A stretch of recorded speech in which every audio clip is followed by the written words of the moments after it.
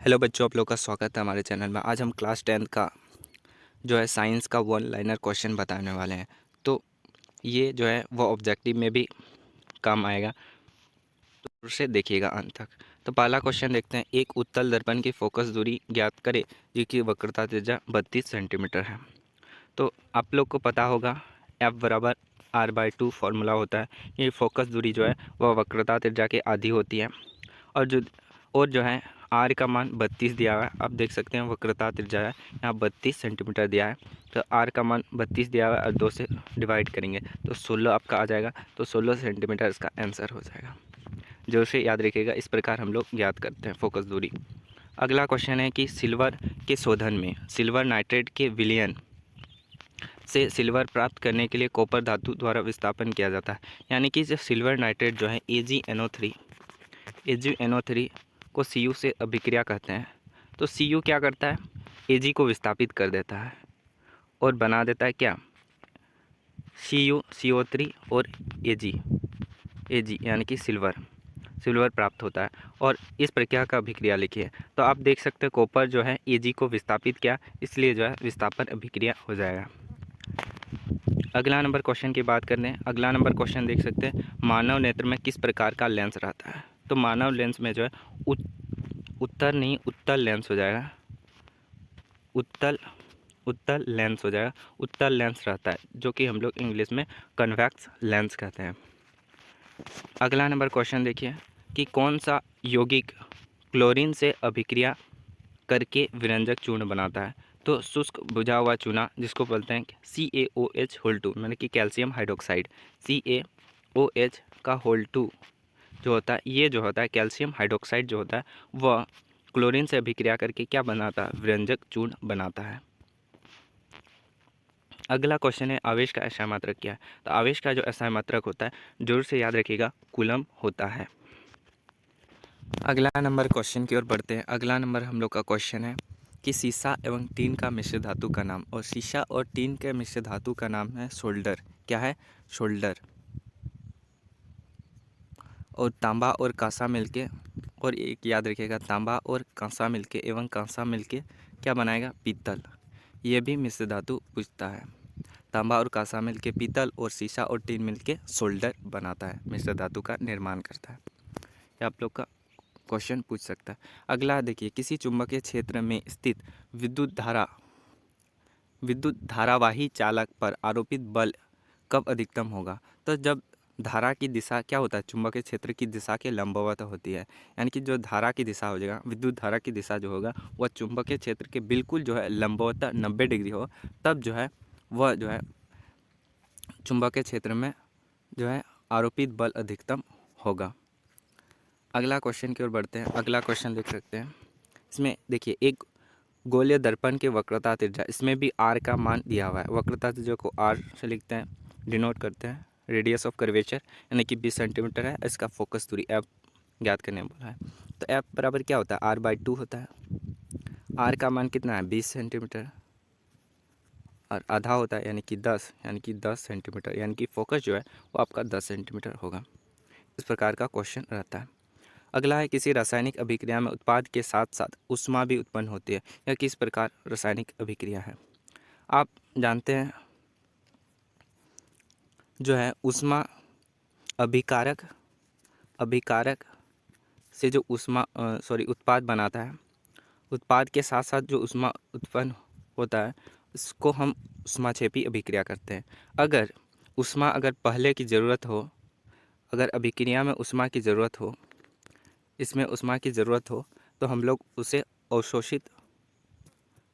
अवशोषण अभिक्रिया कहते हैं। और बाद उत्पाद के साथ साथ ऊष्मा उत्पन्न होती है, उसमें ऊष्माक्षेपी अभिक्रिया कहते हैं। 2 प्रकार का अभिक्रिया होता है इसमें, आप जरूर से याद रखिएगा, ऊष्माक्षेपी अभिक्रिया और ऊष्मा अवशोषण अभिक्रिया भी आप याद रखिएगा। इसमें सभी क्वेश्चन पूछ सकता है। तीसरा नंबर, मानव नेत्र में किस प्रकार का लेंस रहता है। आप लोग पढ़े कि उत्तल लेंस अभी बताए, कन्वेक्स लेंस जो होता है वह मानव नेत्र में होता है। अब देखिए, खाली स्थान को एक शब्द में भरिए। लिटमस एक डैश सूचक है। तो लिटमस एक जो है वह प्राकृतिक सूचक है। क्या होता है, प्राकृतिक सूचक है जो लीचेन नामक पौधा से पाया जाता है।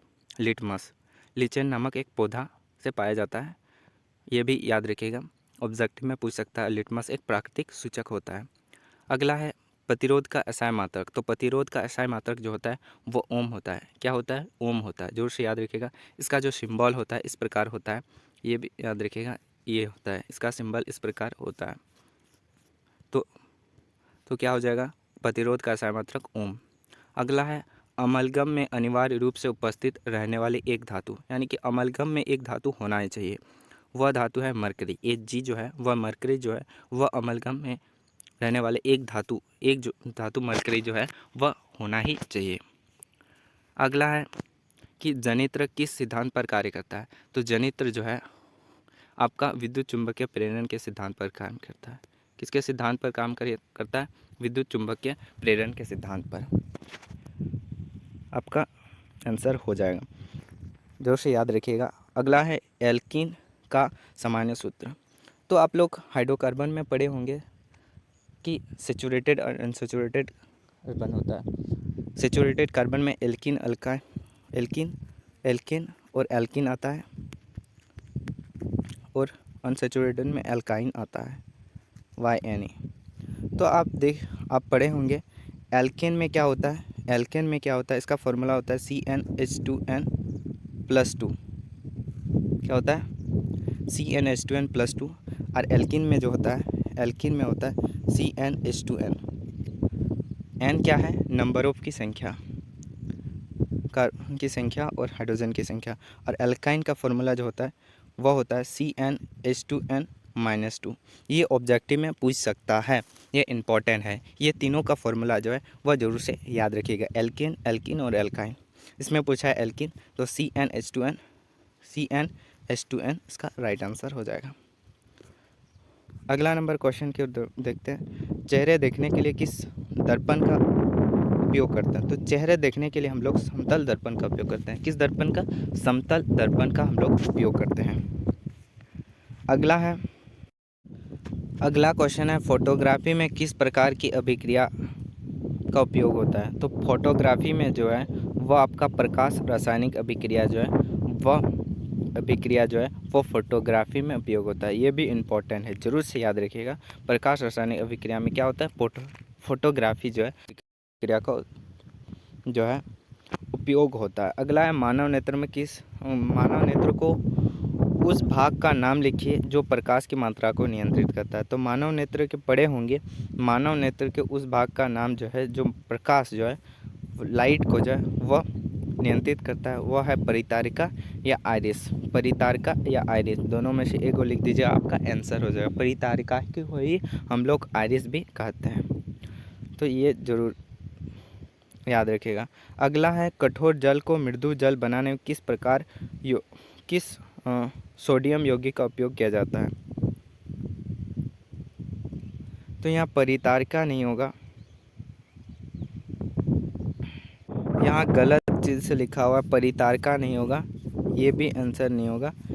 इसका जो आंसर होगा वह सोडियम कार्बोनेट हो जाएगा। सोडियम कार्बोनेट जिसका फॉर्मूला होता है Na2CO3 × 10H2O, यानी कि धवन सोडा जो है सोडियम कार्बोनेट का उपयोग हम कठोर जल को नरम जल बनाने के लिए उपयोग करते हैं। तो यहाँ से काट दीजिएगा, ये काट दीजिएगा।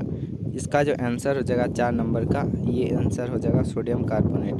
और इसका जो आंसर हो जाएगा दो प्रतिरोधों के R1 R2 का पार्श्वक्रम तुल्य प्रतिरोध जो हो जाएगा। आप लोग पार्श्वक्रम पढ़े होंगे 1/R1 1/R³ बराबर क्या होता है? 1/R1 + 1/R2। 1/R³ बराबर ये आपका लॉसो में आ जाएगा R1 × R2। तो R1 से कट जाएगा तो R2 बच जाएगा प्लस R1 पर, तो आपका R1 + R2 R1 × RQ। तो RQ को हम लोग ऊपर ले जाएंगे, तो R1 × R2 बराबर R2 + R1। ये आपका जो है वह आपका ये जो है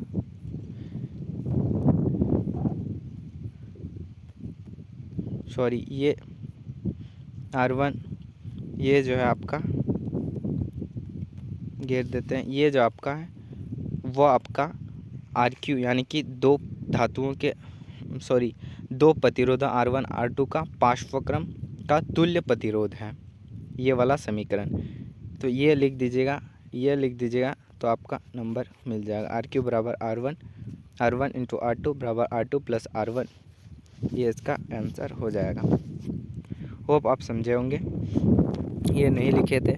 और अगला क्वेश्चन देखिए, दो धातुओं का नाम बताइए जो प्रकृति में मुक्त अवस्था में पाए जाते हैं। तो प्लेटिनियम और सोना का क्या होता है, Au होता है, प्लेटिनम का Pt से हम लोग लिखते हैं। तो सोना और प्लेटिनम जो है ऐसे धातु है जो प्रकृति में, नेचर में जो मुक्त अवस्था में पाए जाता है।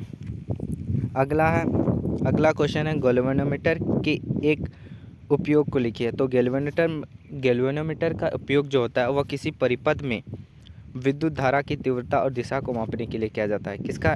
विद्युत धारा की तीव्रता को मापने के लिए और उसका दिशा ज्ञात करने के लिए। विद्युत धारा की तीव्रता और विद्युत धारा की दिशा मापने के लिए हम लोग गैल्वेनोमीटर का उपयोग करते हैं। होप समझे होंगे, ये जरूर से याद कर लीजिएगा। होप अच्छा लगा तो वीडियो को जरूर से लाइक से सब्सक्राइब करिएगा। मिलता है अगली वीडियो में, तब तक के लिए जय हिंद।